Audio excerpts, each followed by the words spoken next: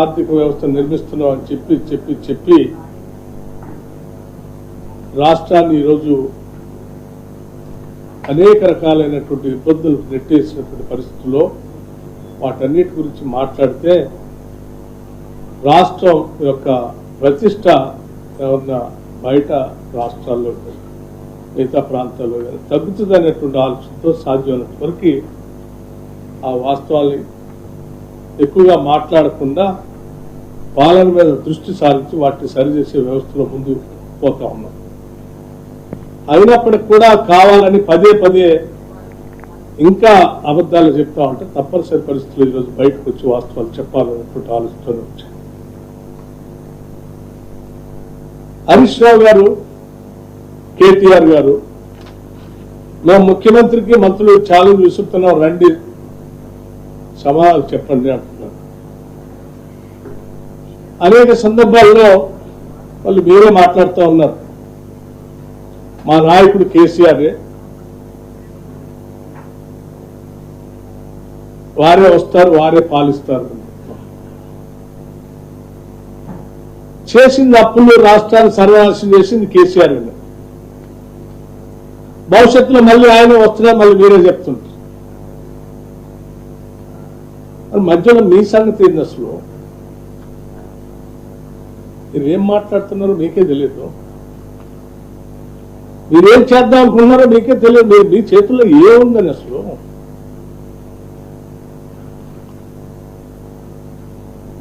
అబద్ధాలు పోవేసుకొని ప్రచారం చేయటం తప్ప ఈ చేతుల్లో ఏముంది? నేను చాలా స్పష్టంగా నిజంగా మీకు ఏమాత్రం బాధ్యత ఉన్నా 10 సంవత్సరాలు రాష్ట్ర ముఖ్యమంత్రిగా పనిచేసిన కేసీఆర్ గారికి సవాల్ విసురుతున్నాం, స్పష్టంగా చెప్తా ఉన్నా. నేను అనేక అంశాలపైన మాట్లాడటానికి సిద్ధంగా ఉన్నా.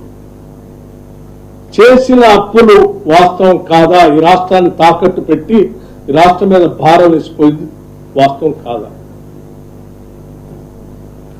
నేను ఈరోజు ప్రత్యక్షంగా ఈ షీట్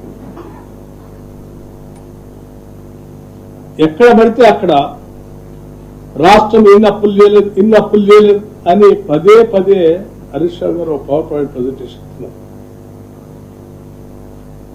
ఈ అప్పులన్నీ ఎవరు చేశారు? 2014 నుంచి 2023 వరకు మీరే కదా. ఇవన్నీ తెచ్చింది మీరే కదా, మీ ముఖ్యమంత్రి కదా, అలాంటి మీ ముఖ్యమంత్రి కదా. మీరు దాస్తే దాగే కాదు కదా, రికార్డ్స్ లో ఉండే కదా. అక్షరాల మీరు రకరకాల మార్గాల ద్వారా రాష్ట్రానికి తెచ్చిన అప్పులు ఎఫ్ఆర్బిఎం పేరు మీద కొన్ని, government guaranteed loans range by అంటే కార్పొరేషన్స్ పేరు మీద కొన్ని, మీరు ఎంప్లాయీస్ కి పెండింగ్ పెట్టిపోయినటువంటి అప్పులు కొన్ని, ఎనర్జీస్ కి కట్టాల్సిన అప్పులు కొన్ని, ఇవన్నీ ఈరోజు లెక్కలు ఉన్నాయే కదా. ఇవన్నీ కలిపి 8,21,651 కోట్లు మీరు బకాయి పెట్టిపోయారు కదా అప్పులు చేసి. ఇది వాస్తవం కాదా? ఇవి చెప్పండి మీరు. ఈ బకాయిలు అన్ని ఇవాళ రాష్ట్రం చెల్లించాల్సిన అవసరం లేదు, కేసీఆర్ చెల్లిస్తాడు, రాష్ట్రం మీద అప్పు లేదని చెప్పండి, మరి చెల్లించండి. మరి మీరు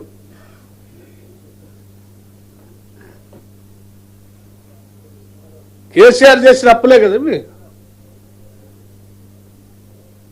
మాట్లాడితే బుకాయించటం, లేకపోతే దీనికి సంబంధం లేదని మాట్లాడటం ఎంతకాలం మోసం చేస్తారు? ఇంకా నేను ఈ షీట్ మీకు స్పష్టంగా మీడియా మిత్రులందరికీ ఇవ్వదలుచుకున్నాను. పదే ఎక్కువ అప్పుల గురించి రోజు మాట్లాడితే రాష్ట్ర పరువు ప్రతిష్టకి ఇబ్బంది అవుతుందనే ఆలోచనతో వాస్తవాలన్నీ తగ్గించుకుంటూ వచ్చాయి.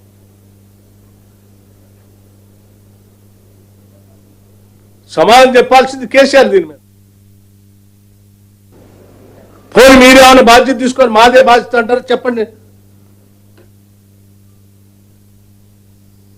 మీరేం గతంలో పాలన చేసినప్పుడు మాకు సంబంధం లేదు ముఖ్యమంత్రి గారు అంటారు, రేపొద్దు కూడా మాకు సంబంధం లేదు ఆయనే వస్తానంటుంటారు. మధ్యలో మాత్రం మేమే వస్తాం సమాధానం చెప్పాలని అడుగుతాం. దేనికి మీకు ఏముందని సమాధానం చెప్పేది? అసలు వెనక లేదు ముందు లేదు, గతం లేదు భవిష్యత్తు లేదు మీకు.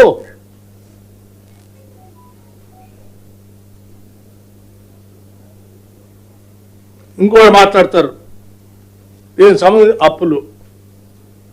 ఇది రాష్ట్రం ప్రభుత్వం రాగానే అసలు వైట్ పేపర్ పెట్టి ఆ రోజు చర్చ పెట్టాం, ప్రింటెడ్ బుక్కే ఇచ్చాం శాసనసభలో. ఇవాళ మీరు చేసిన కేసీఆర్ చేసిన అప్పులకి రాష్ట్ర ప్రభుత్వం ఇప్పటికీ 2,30,381 కోట్ల రూపాయలు. ఒకసారి ఆలోచించండి, 2,08,681 కోట్ల రూపాయలు. 2,08,681 కోట్ల రూపాయలని ఇటు బ్యాంకులకి చెల్లించాం.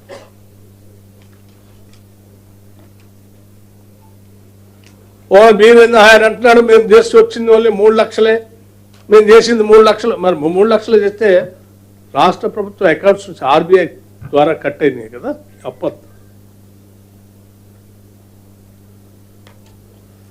మీరు చేసిన అప్పుకి వడ్డీ అసలు కలిపి కేవలం ఈ 2.5 సంవత్సరాల్లోనే 2,08,681 కోట్లు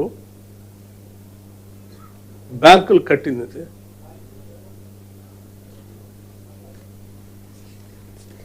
అప్పుల పరంగా ఇది మీరు చేసిన అప్పులు తట్టుకోలేక ఏదో అక్కడ ఇక్కడ మేనేజ్ చేసుకుంటూ ఇటు అప్పులు కడుతూనే నెల నెల ఉద్యోగస్తులు జీతాలు ఇస్తూనే రైతు భరోసా మళ్ళీ ఇస్తూనే అనేక సంక్షేమ పథకాలు అమలు చేస్తూనే రాష్ట్ర ప్రయోజనాలు కాపాడటం కోసం చేసిన అప్పుల్లోంచి కూడా కొంత తగ్గించడం కోసం డెట్ రీస్ట్రక్చరింగ్ కూడా చేసుకుంటూ